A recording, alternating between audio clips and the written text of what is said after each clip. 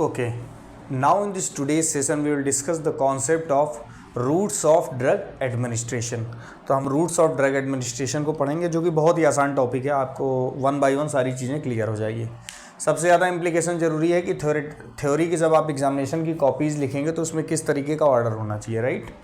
तो सबसे पहले देखिए, रूट्स ऑफ ड्रग एडमिनिस्ट्रेशन में हम ड्रग को किस किस फॉर्मेट, किस किस फॉर्म में और किस किस तरीके से कहाँ से बॉडी में एडमिनिस्टर कर सकते हैं, वो है आपके रूट्स ऑफ एडमिनिस्ट्रेशन।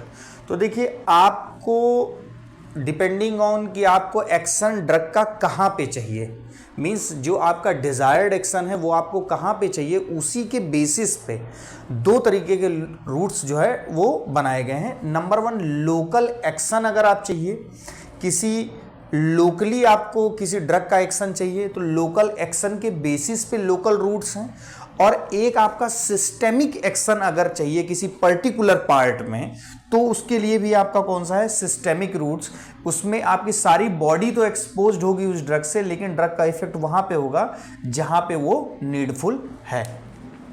तो सबसे पहले हम बात करें, देखिए दो तरीके का डिवीजन हो गया। सबसे पहले बच्चे याद रखेंगे, एक तो लोकल एक्शन के बेसिस पे कि ड्रग का हम लोकल इफेक्ट देखना चाहते हैं। तो लोकल एक्शन में पहला आ गया आपका लोकल रूट्स, राइट।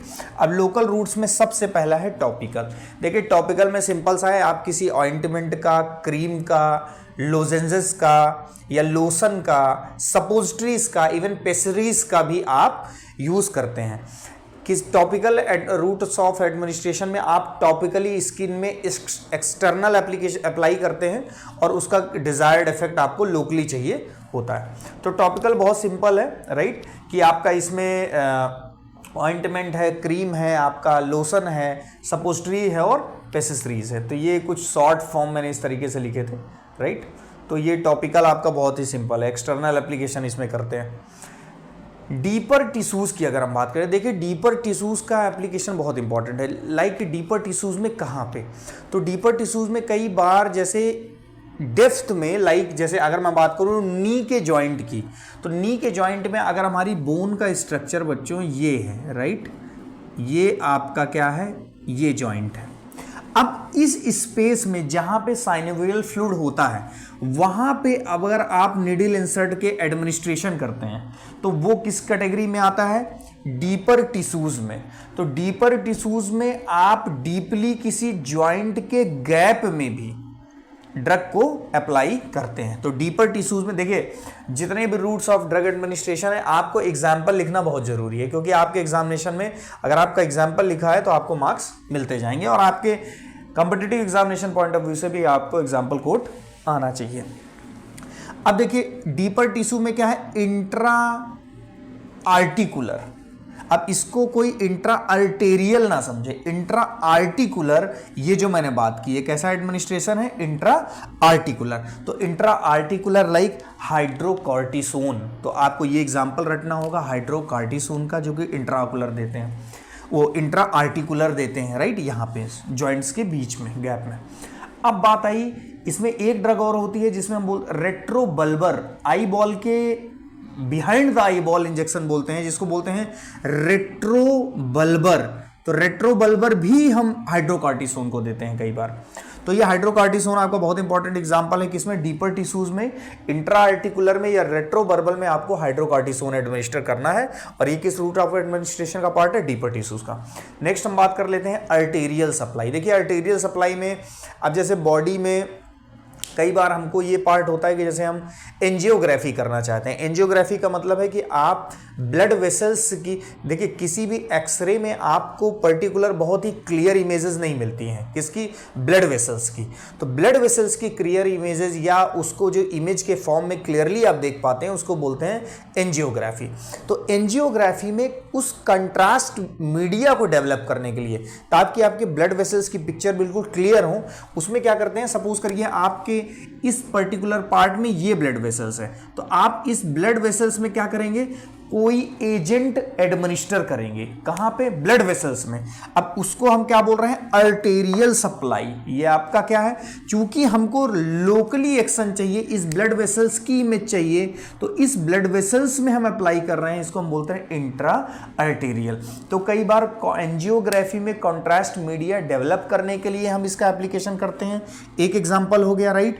और कई बार लाइक लोकल मैलिग्नेंसीज, लाइक हम फेमरल की या ब्रैकियल में, आपको अगर फेमरल या ब्रैकियल जो ब्लड वेसल्स हैं उसमें आप मैलिग्नेंसीज की लोकल स्टडी करने के लिए भी क्या करते हैं, अर्टेरियल, उसमें आप ड्रग को एडमिनिस्टर करते हैं। तो लोकली जब आप किसी आर्टरी को टारगेट करते हैं या किसी आर्टरी के स्पेशल ग्रुप को टारगेट करते हैं तो आप उसको बोलते हैं इंट्रा अर्टेरियल।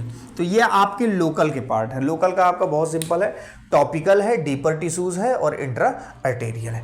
डीपर टिश्यूज में आपको इंट्रा आर्टिकुलर की बात करनी, हाइड्रोकार्टिसोन की बात करनी।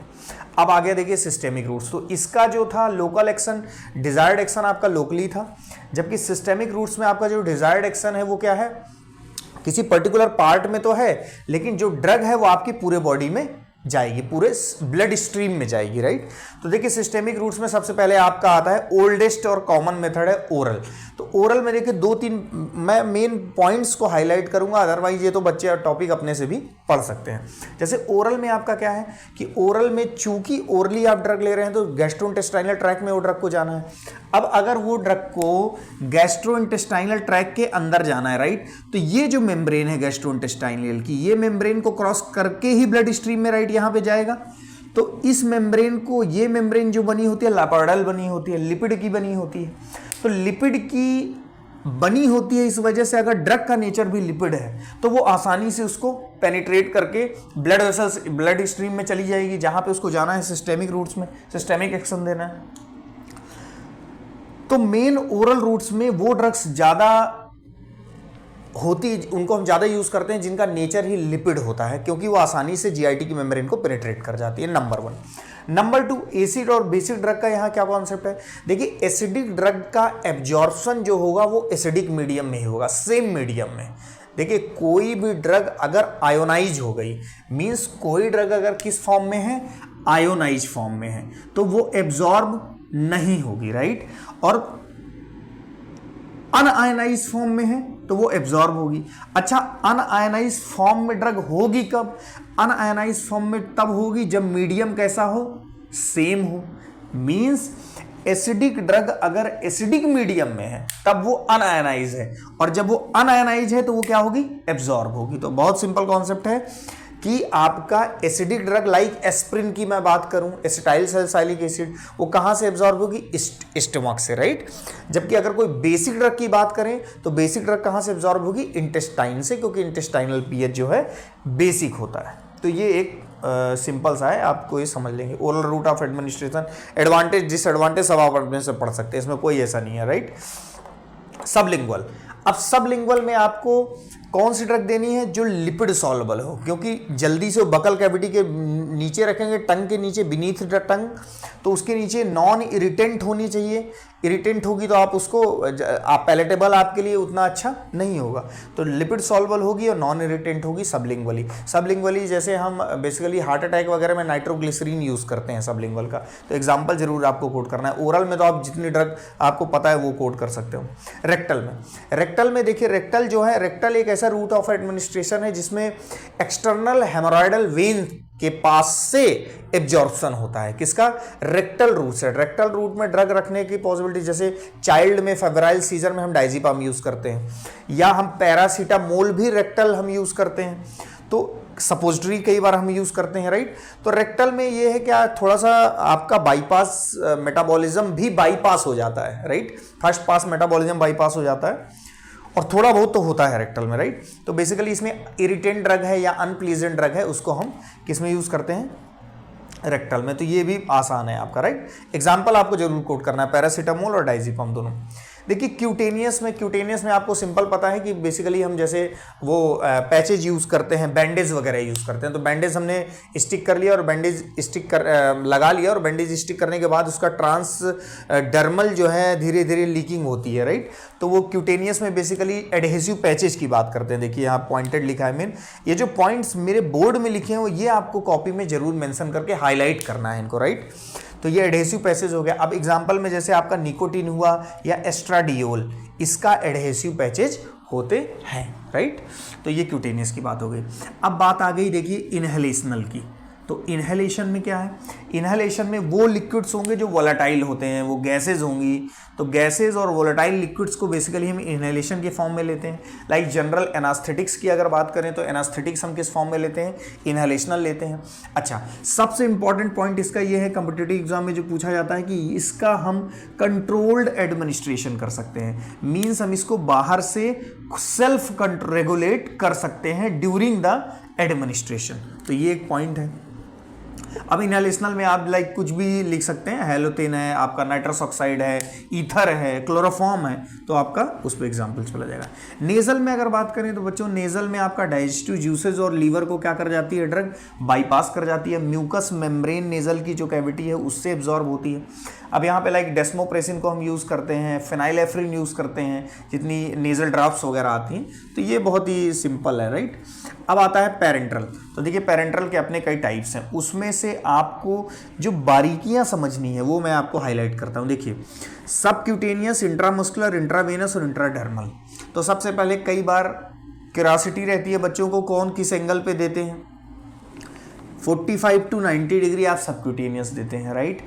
आप इंट्रामस्कुलर 90 डिग्री पे देते हैं, आप इंट्राडर्मल 15 डिग्री पे देते हैं, राइट। तो अभी क्या है कि जैसे आप ये 45 डिग्री पे देते हैं। अभी क्या है कि जैसे सबक्यूटेनियस, अब सबक्यूटेनियस में क्या है कि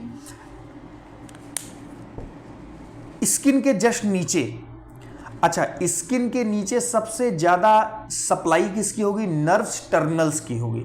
तो हमको इस रूट ऑफ एडमिनिस्ट्रेशन में देखिए ब्लड वेसल्स वहाँ पे नहीं होंगी, ब्लड वेसल्स इंट्रामस्कुलर जब करेंगे तो मसल्स के पास मोटी मोटी ब्लड वेसल्स होंगी, लेकिन सबक्यूटेनियस में जो निडिल के पास जो होगी वो नर्व एंडिंग्स होंगी। तो इसमें विशेष ध्यान रखा जाता है सबक्यूटेनियस में कि कोई भी इरिटेंट ड्रग का हम एडमिनिस्ट्रेशन इस रूट ऑफ एडमिनिस्ट्रेशन से नहीं करेंगे। तो ये चीज़ ये ध्यान रखनी है आपको, राइट। इसमें नर्व टर्मिनल बिल्कुल पास में होते हैं। इंट्रामस्कुलर में क्या है कि लाइक कई मसल डेल्टॉइड है, ट्राइसेप्स है, ग्लूटियस है, तो यहाँ पे आप इस रूट ऑफ एडमिनिस्ट्रेशन से इन मसल्स पे आप ड्रग एडमिनिस्टर करते हैं। और इंट्रामस्कुलर की सबसे बड़ी विशेष बात है कि इसमें ब्लड वेसल्स वैस्कुलरिटी नियर होती है मसल्स के, तो इंट्रामस्कुलर से इसीलिए सबक्यूटेनियस के कंपैरिजन में एब्जॉर्प्शन क्या होता है, फास्ट होता है in the blood stream. Means किसका फास्ट होता है, इंट्रामस्कुलर का, क्योंकि वैस्कुलरिटी यहाँ पे ज़्यादा होती है। इंट्रावेनस की अगर बात करें तो इंट्रावेनस देखिए इसमें तो सबसे आपका कंप्लीट ड्रग को आप यूटिलाइज कर देते हैं, आपको मिनिमम अमाउंट ऑफ ड्रग भी मैक्सिमम रिस्पॉन्स देता है इसमें, क्योंकि आप डायरेक्ट उसका कहाँ ब्लड स्ट्रीम में दे रहे होते हैं, स्मॉलेस्ट ड्रग रिक्वायरमेंट होती है इसमें। और इसमें बेसिकली हम क्या कर सकते हैं कि titration of dose to response, titration of dose to response means controlled, means जितनी प्लाज्मा कंसंट्रेशन होगी उसके कंपैरिजन में हम रिस्पॉन्स को एसेस कर सकते हैं। तो ये आप इसका एक बहुत इंपॉर्टेंट पॉइंट है जो आपको ये ध्यान रखना होगा कि प्लाज्मा कंसंट्रेशन के बेसिस पे हम रिस्पॉन्स भी एसेस कर सकते हैं इंट्रावेनस में। इंट्राडर्मल में बच्चों जैसे स्किन के ब्लब को उठा के हम उसको सेंसिटिविटी टेस्टिंग में हम इंट्राडर्मल का यूज़ करते हैं, लाइक BCG वैक्सीन हम इंट्राडर्मली अप्लाई करते हैं। तो ये आपका कंप्लीट रूट्स ऑफ एडमिनिस्ट्रेशन है। और इस रूट्स ऑफ एडमिनिस्ट्रेशन के अलावा भी आपके other specialised routes of administration होते हैं। लाइक हम डर्मोजेट की बात करें तो डर्मोजेट में बेसिकली कोई निडिल नहीं होती, डर्मोजेट में आप गन लाइक स्ट्रक्चर होता है, उसमें आप एक प्रेशर के साथ इंसर्ट करते हैं ड्रग को, लाइक इसमें निडिल का इन्वॉल्वमेंट नहीं होता। दूसरा होता है ये डर्मोजेट मैंने लिखा है स्पेशलाइज्ड रूट में, कॉपी में आप ये भी मेंशन कर दीजिए। पैलेट इम्प्लांटेशन होता है, तो पैलेट इम्प्लांटेशन में बेसिकली हमारे डिवाइसेस होती हैं, इंस्ट्रूमेंट्स होते हैं लाइक ट्रॉकर और एनुला, तो उसकी मदद से हम बेसिकली क्या करते हैं, पैलेट्स को इम्प्लांट करते हैं। बेसिकली ये हार्मोन्स वगैरह में भी काम आता है, राइट। तो हार्मोन्स जैसे ओरल कॉन्ट्रासेप्टिव वगैरह यूज़ करते हैं, तो कॉन्ट्रासेप्टिव्स में हार्मोन्स में हम इसका यूज़ करते हैं। तो ये आपका बेसिकली सारी चीज़ें रूट्स ऑफ एडमिनिस्ट्रेशन की, ये बहुत ही कोई टफ टॉपिक नहीं है, इसको आप आसानी से अंडरस्टैंडिंग आप इसकी बना सकते हैं। फिर भी आपका कोई कहीं पे अगर डाउट है किसी पॉइंट पे, किसी रूट्स ऑफ एडमिनिस्ट्रेशन को आप और कुछ उसमें आपके कॉन्सेप्ट डेवलप करना चाहते हैं, कुछ पूछना चाहते हैं, तो आप कमेंट सेक्शन में मेरे से पूछ सकते हैं। Thank you very much.